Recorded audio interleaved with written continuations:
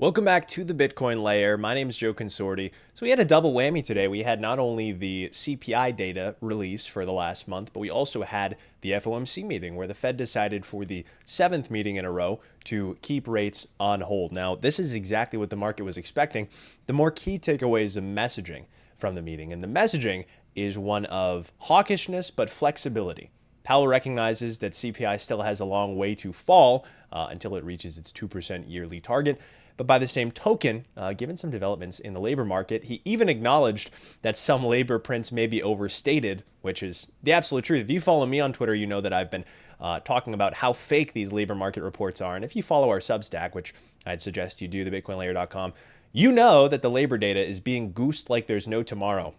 Latest NFP print said that the United States added 275,000 jobs, something like that. But the reality under the surface is that the amount of jobs per worker declined, and that actual jobs didn't even go to the people that they were saying it went to. So we're going to talk about all that. We're going to talk about the CPI print that came in cool, the Fed's response, what the rest of the year looks like, and what's going to happen to asset prices, which of course is what you're all here for. What is going to happen to risk as a result of what the Fed is saying and where rates are going. So this is going to be a long one, probably 20, 25 minutes, maybe even 30. I'll try not to repeat myself, but in the meantime, I'd suggest you guys, as I dive into this, you guys go grab a coffee, something like that, in order to keep yourself occupied. I know that I have one. It's going to be a very long video today. With that in mind, first things first, I want to talk about our sponsor, River. So we love River. You guys know that. They're our Bitcoin exchange of choice. Invest in Bitcoin with confidence when you go to river.com. And they actually have a special offer for you guys, river.com/TBL. You sign up, buy some Bitcoin. You can get up to $100 in Bitcoin. Why are they our favorite? Well, they have 100% full reserve custody, and you know that my coverage in 2022 is all about the crypto exchanges that were rehypothecating stuff. River doesn't do that, so you can invest in Bitcoin with confidence and peace of mind, knowing that your Bitcoin is held in their proprietary multi-sig cold storage custody, fully one-to-one. They're also fully licensed and regulated. They have US-based phone support. And if you guys set up recurring orders, which is the best way to maximize the returns on your Bitcoin, whether it's buying daily, weekly, monthly, whatever it is, they let you do that with zero fees. So really, River is the best place to go if you want to stack Bitcoin. Go to river.com/TBL. And again, use that special offer to get up to $100 in Bitcoin when you make a purchase. So with that in mind, we'll get straight into it here. Like I said, we got a lot to cover today. So the first thing we're going to go over is core CPI month over month. So it actually had its lowest monthly gain since August of 2021. This is very noteworthy because the core component of CPI has been the component that went all the way up here, and it's the stickiest component, okay? So core CPI is basically the consumer price index minus things like food and energy, minus the necessities. What is everything else doing? Because the necessities, the rate of change of those is always going to be somewhat elevated, relatively speaking. Core CPI is the stuff that the Fed can really effectuate change on, the stuff you don't necessarily need. And so the fact that it's not only coming down, but actually in recent months, you see the pace at which it's coming down has been pretty substantial. And that means the Fed is making good progress on bringing inflation back down, so disinflation, which means that inflation is falling, but prices are rising. Just means that the rate of price increases is slower.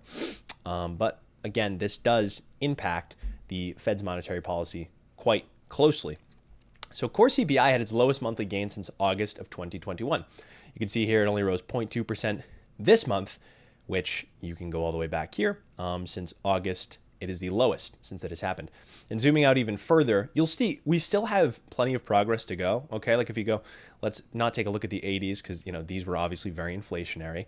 And we had a scare there where it seemed like that's what was going to happen, but clearly disinflation is the trend. We had this all through the 90s, but the name of the game through the 2000s was about this 0.1 to 0.2% kind of hitting on that zero lower bound.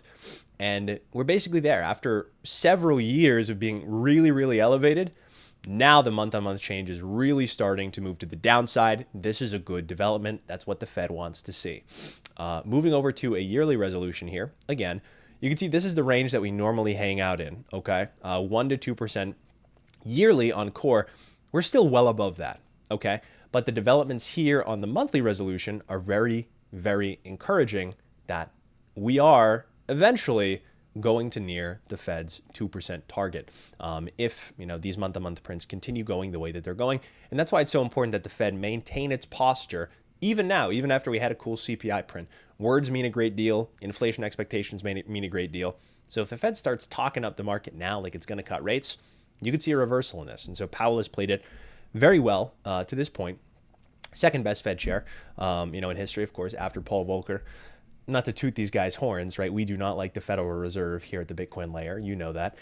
But they've done a good job at managing the cycle so far. So that's why he said what he said in order to keep this trend hopefully intact. And frankly, we're almost there. After being above target range for 3 years now, the descent has begun to accelerate. That is a good development. So what were the actual numbers on the print? Well, it came in year on year. CPI was expected to stay flat at 3.4%. It came in at 3.3%. And ex-food and energy was expected to fall from 3.6 to 3.5. It actually fell to 3.4. And unrounded, it fell to 3.63, okay? Or 3.36 rather, excuse me. So good developments on the CPI inflation front. And you can actually see, before I get into that, you can see how the market reacted to all of this. You can see that over here, last Friday, we talked about the hot housing data that came in. Nick spoke about it. I talked about it in the TBL Weekly. So you could see how rate expectations jumped up. People were like, all right, the Fed's going to keep rates higher for longer. And then they trended a little bit down. And then on the CPI, can you tell where the CPI print was, folks? Can you tell where the cooler than expected CPI print was? And so people really were like, all right, the Fed's going to take its foot off the gas here. And of course, it's Powell's job to rein back in the market. And so this morning, this was the CPI meeting where we got cooling information. And this was when Powell walked all those expectations back. One of the big components, actually accounting for 2/3 of the move in core inflation over the last 12 months, has been owner's equivalent rent. So in the CPI bucket, it doesn't actually measure home prices, and it doesn't. The shelter component is influenced by what's called owner's equivalent rent. So it's essentially trying to measure. It's a proxy for mortgage rates almost. Instead of using something like mortgage payments, which are inherently more volatile, it takes rent prices and then it extrapolates it out. Like if you were to be the owner of that residence, what would you be paying, right? So that's what owner's equivalent rent essentially means. And it operates on a 21-month lag, a huge lag from real-time rent prices. So in the blue, these are Zillow. Okay, hold on, let me see my cursor. You can see my cursor now.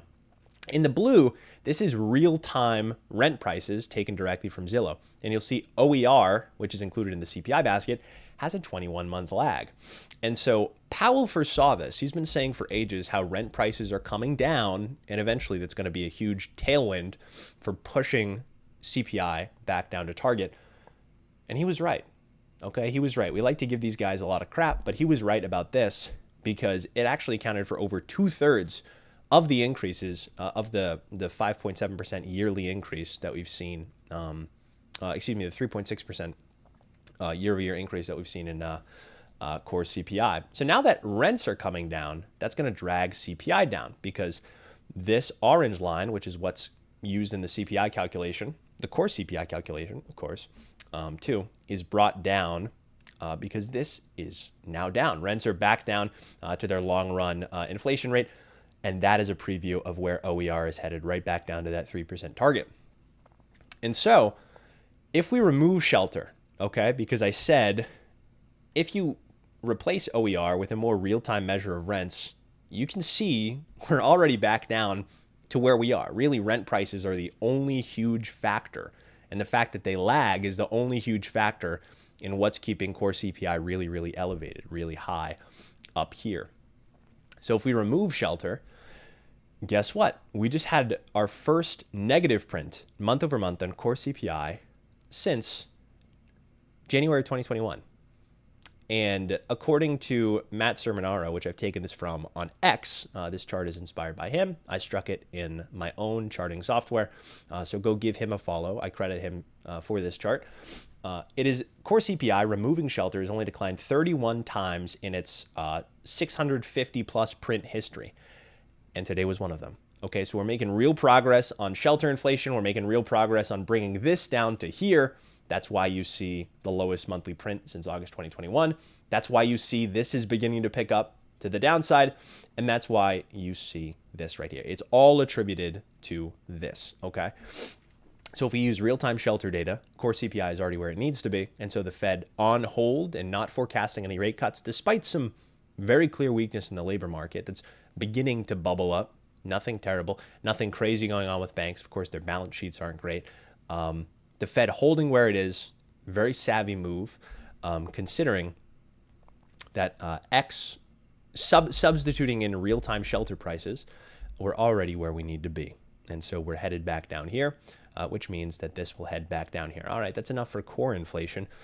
This is the market's initial reaction. I told you this. So on Friday, yields popped something like 12 basis points. Pretty huge move here over here off of the back of the hot labor data. Came right back down off of CPI. And Powell hawk-talked his way to bring yields up about 9 basis points from the bottom. So they fell 13 basis points, came back up 9 basis points. So this cooling CPI print, Powell wants to make it clear that there's still work to be done and they're keeping rates right where they are. Okay, this is just a time game. It's a time game. And eventually these things will work themselves out if the labor market can hold steady, which historically we've only had one soft landing really in history, and that was in 1994. And anyone's guess if we'll get one this time. We tend to lean on the fact that it's no, because the Fed is reactionary and it only cuts rates hugely in response to recession. Really only moves after it ends up inducing a recession. And so we'll see if that happens now. We're seeing progress on price inflation. We're not where we want to be, but it's encouraging. And given that, this is what the market thinks is going to happen to rates. It only expects one rate cut for this year. Okay, so you see this number of hikes cuts. By November, it only expects one. And then by December, it expects 1.5. But more so than what the market is pricing in, what does the Fed think? What does the Fed think? So I'm going to go over to this chart here. This is the Fed's dot plot. So this is what every Fed member thinks is going to happen to the Fed funds rate over the ensuing year. What the Fed members think the policy rate is going to be come the end of that year. Come the end of this year, Fed members back in March thought we were going to see 2 cuts. So this is where we are now. Most Fed members thought we would come down to here and see 2 cuts, okay? So you see my cursor? So these dots are the individual Fed members, and they're voting on where they think Fed funds is going to be by the end of the year. Back in March, which was the last FOMC meeting that we had, Fed members thought that the policy rate we'd see 2 cuts by the end of the year, right? This is 1, this is 2, even 3. Okay, that's where we were. Now, most Fed members, 4 of them see no cut at all. And we see 1, 2, 3, 4, 5, 6, 7 of them think they're going to be 1 cut. And the other 8 think that they're going to be 2 cuts. Okay, so we've moved from everyone thinking they're going to be 2 to 3 cuts, basically, to 1 to 2 cuts. Okay, so that's how things have evolved. We've grown more hawkish over the last month than we were. And this was the former path for Fed funds into 2025, 2026, and then in the longer term, people view the neutral rate last month as being down here at 2.5%. That's largely still where they think it is, between 2 to 2.5%. But in the next year, and the next 2 years for that matter, they believe that rates are going to stay higher than previously expected. Most Fed members view between 1 and 2 cuts by the end of this year, and then between 3 and 4 cuts, 4 and 5 cuts actually, by the end of 2025. Whereas previously they expected between 6 and 7 cuts by the end of 2025. Okay, so Fed members have grown more hawkish. This is a hawkish dot plot. Very complicated to think, so I'm not going to keep your eyes on it for too long, right? And here is a view of what they were seeing. So this is every single part of the CPI basket broken up: core services, core goods, food, and energy. Okay, and you can see here they're color coded. You'll note here the big movers, the big decliners as of recently have really been core goods. Okay, so core services have been sticky, right? Still at that 3.1 target. It's not what the Fed likes to see, but we're seeing a big, pretty marked decline in core goods. We're seeing a marked deceleration in food, and we're seeing actually energy pick up just a little bit at the margin. It's still close to 0. Within core services, you'll find shelter. Okay, so you'll notice that shelter is coming down. In October of last year, it was at 2.2% yearly growth. Now it's at 1.8%. If we break it down even further to rent of shelter, and then even further to owner's equivalent rent, you'll notice that we're seeing great progress here. Okay, so shelter inflation totally, you'll see how bad it was. We topped out in March of 2023. So obviously last year and some change at 8.2%. OER was at 5.97%. It went up to 6%. And now we're back down. Okay, so we've fallen about 40% from where we were at our peak. And using a percentage of a percentage can get confusing. So let's say the rate of increase in shelter prices has decreased by almost half. And same thing with owner's equivalent rent. It's decreased by roughly 30%. So we're making clear and steady progress. There's a clear and steady direction. But the Fed wants to make it absolutely clear that this is not enough to warrant rate cuts. Okay? The path for inflation is where the Fed wants it. The speed is not what the Fed wants to see. And so it has raised its forecast for where it's going to keep its policy rates in order to help bring inflation down back to target for longer. Okay? So we're in the longer phase of higher for longer. The phrase higher for longer has been thrown out about where the Fed's going to keep interest rates. We're in the longer phase now. It's a waiting game. We're holding here while inflation comes back down to target. We have a clear trend established of disinflation, so slowing inflation. All the while, we have the labor market that we are taking a look at. We'll actually talk about that right now. The other fly in the ointment, right? So this is job openings. Powell said toward the end of his press conference that he thinks some of the labor data was overstated. I think that's a huge understatement. Of course, you're not going to go out and see the Fed speaker say, yeah, we lie about the labor data, because they don't do it. The BLS does it. Okay, the Bureau of Labor Statistics does it. They're also responsible for reporting this and the JOLTS job openings, which is the labor demand all across different industries. It is falling very precipitously. We've talked about this. This is the amount of jobs for every unemployed worker. Powell said during his press conference, which is a very silly thing to say, he said that he expects the unemployment rate to stay at 4.2% by the end of the year. So in other words, he expects where we are right now to only go up to 4.2% and then stay there and then come back down to 4% for the long term. If you'll notice, if we zoom out, that has never happened before. So basically what Powell is saying is, yeah, we see a deceleration, but we're comfortable staying here because we think that in the long run, unemployment rate is not going to rise too materially above where it is now. But that directly contradicts the trend that we're seeing here. The amount of jobs for every unemployed worker is falling. And do you want to know what happens when that falls below 1? We will probably already be in recession, okay? Labor demand is coming back into better balance with labor supply. Okay, so there are fewer jobs for every unemployed worker. That's a good thing, right? It's this dislocation in the labor market of huge job abundance is being corrected. That'll eventually help inflation too. But to say that with this very clear trend being established and with rates at 5.5%, multi-decade highs, that he doesn't view the unemployment rate rising any, materially above 4% is silly. You'll notice every time we have established a clear trend and been rising for several months, recession is declared, recession is declared, recession is declared, recession is declared. You get my point, okay? So Powell, in one sense, is saying that, we're going to hold here because obviously price inflation is not back down to target. But by the same token, he's saying labor strength might be overestimated, but we view unemployment as being contained. That doesn't make an ounce of sense, right? Every cycle you see it resolves in the exact same way. And as the Fed holds rates where they are for longer, it is risking a recession. And it only cuts rates in response to a recession. Okay, so we view labor weakness. We view trends like this, continued labor weakness, and we view that, again, the path for the labor market is loosening. It might not be loosening super quickly right now, but this is where things are headed. And that's, what you're risking as you head into the end of the year with only one or two cuts planned. Again, they said they maintain flexibility, but certainly as we near the end of this cycle where the Fed is beginning to talk about rate cuts, other central banks have begun cutting rates as a result of decelerating growth.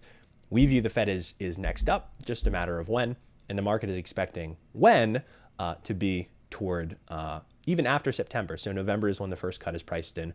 We'll keep our eye on this. The labor market deceleration has been contained so far, but again, really these things can happen overnight. So for the time being, that's the path for rates. That's where the labor market stands. And then the final big question is, what on earth does that mean for asset prices? Of course, we are the Bitcoin layer That is one of the assets that we track. But the reason this entire video has been about CPI and the Fed's reaction function, and the Fed's rate decision is because the reaction function of markets to what the Fed is saying is very important. Bitcoin as an asset exists in a universe of other assets. It's not isolated, though we might like to think it is. And so as an outlet, macro is our chief focus. We're a Bitcoin and macro research firm. And so, with inflation stable at the 3 handle, with the Fed slated to cut this year at least once, if not twice, in a globally coordinated move, that is good for Bitcoin, with inflation stable where it is. If you saw price inflation decelerating rapidly, that would not be good because that would signal a forthcoming recession. And markets don't like that very much because, that means very high unemployment. That means huge layoffs. People tend to de-risk in that. But if the policy rate comes down without the huge weakness in the labor market, right? So if the labor market remains stable, the policy rate comes down incrementally because inflation is going back to where it needs to, then assets like that very much. And I'll show you that via the S&P 500. So what we've experienced now is from 37 to 54, we've seen something like a 25, 26, 27% increase in the S&P 500. Over 30% actually from the bottom here to where we are now. And this is what's called a Fed pause rally. When the Fed moves from tightening to not tightening anymore, markets really love that. But you'll notice that every time the Fed cuts, see here it cut, here it started cutting. It cuts in response to something that happens. Okay, so it cuts in response to a slowdown in the economy. And that is the point at which people begin to de-risk. Asset prices tend to fall off a cliff. When cuts do come, that is what happens. Here, you noticed asset prices did well when we had maintenance cuts, which just means small 25 basis point cuts. And that's what's slated for the end of this year. Okay, we're not cutting in response to a recession, though one may come. We're cutting in response to just loosening policy at the margin as growth slows back down to trend, but doesn't dip into contraction. So in other words, when maintenance cuts happen, the market likes it, right? Barring 2008, which we were already in a financial crisis by the time the end of 2007 rolled around. Last time we had maintenance cuts, which line up with this time we're going to have maintenance cuts, right? Cuts in 25 basis point increments, not big emergency cuts. Markets tend to like it quite a bit. I'll zoom in here.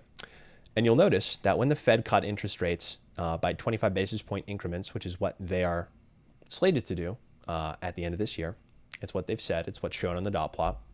The S&P 500 really liked it. So from July of 2019 up through obviously the 2020 crash. So that 5 or 6 month, that 7 to 9 month period where this was happening, where we had maintenance cuts, the S&P 500 loved it. Okay, so the S&P 500 moved up in that period from 2,800 all the way up to 3,300. Okay, pretty big move. And where we are now, we're in this Fed pause rally stage. If we do get maintenance cuts, if the labor market doesn't decelerate and the Fed has to cut as a result of an emergency, and the Fed cuts instead because it sees price inflation moving back down to target, we want to ease in for the landing and not crash into the landing, then that's good for the S&P 500, which means that it's good for all other risk assets and it's good for Bitcoin. Of course, again, all of this is barring recession, right? Which are kind of, as it stands, kind of 50-50 by next year. But at this point, that's not enough for the Fed to cut hugely. The main impetus that's going to cause it to cut are, like I said, huge weakening in the labor market, which isn't here yet. It's weakening at the margin, or price inflation heading back down to where the Fed would like it. Okay. And that would be toward November, December of this year, like we've said. And so what does that mean for Bitcoin? Well, we're kind of at a precipice here. You notice I did a video last week where I said Bitcoin is raring to break out. I made this right here. We tried to break out above the channel. We did not break out above the channel. But you see Bitcoin's reaction to all of this news off of the cool CPI, which would mean the Fed would cut. It jumped up here, and off of the note that the Fed wouldn't be cutting imminently off of Powell's press conference, it fell, right? So you can see exactly the same dynamic that we witnessed over here in twos. Cool CPI, hawkish Powell, cool CPI, right? Hawkish Powell. But we do believe that when maintenance cuts do come, which would be cuts that are, just these very incremental moves, non-emergency moves, Bitcoin stands to do really well, right? And we could, of course, see new all-time highs this year, which given the setup here, I do believe we're still kind of raring to do. Based on history, maintenance cuts are good for risk, which means they are good for Bitcoin. And so even though at the margin the initial reaction is one that's negative, I believe the longer term reaction, barring any, sudden weakness, sudden huge weakness in the labor market, the reaction to maintenance cuts will be one that is very positive. Incremental easiness at the margin, but not a huge slowdown in the economy, which means people begin layoffs en masse. That's good for risk. So that's everything for today's video, everyone. I hope you enjoyed. Thanks so much for watching and sticking with me through all of it. If you enjoyed, make sure you like and subscribe. If you're watching this on Twitter, make sure you retweet. But before we go, another word from our sponsor, River. We love River. They're our Bitcoin exchange of choice. You can invest in Bitcoin with confidence. And they have a special offer set up for us, river.com/TBL. If you use it, you can get up to $100 in Bitcoin when you sign up and make a purchase. So River is the best place to hold your Bitcoin. They keep all of it there in a proprietary cold storage solution, fully one-to-one reserved custody. They're licensed and regulated. They have US-based phone support. And one of the best parts is they have zero fee DCA. Like I said at the start of the video, if you want to stack Bitcoin without those pesky fees, whether it's daily, weekly, monthly, go check them out. I highly suggest stacking with River. Again, the offer is $100 in Bitcoin, up to $100 in Bitcoin when you sign up and make a purchase using our code river.com/TBL. You could type that in. You could also find it in the description of this video. So that's all for today. Thank you so much for watching. I really do appreciate it. As usual, make sure you like, subscribe, share this video, and turn on notifications so you don't miss all of our future macro, monetary policy, CPI, and Bitcoin updates. Thanks for bearing with me. I know it was a long one. I really appreciate it, and I'll talk to you guys later. Take it easy.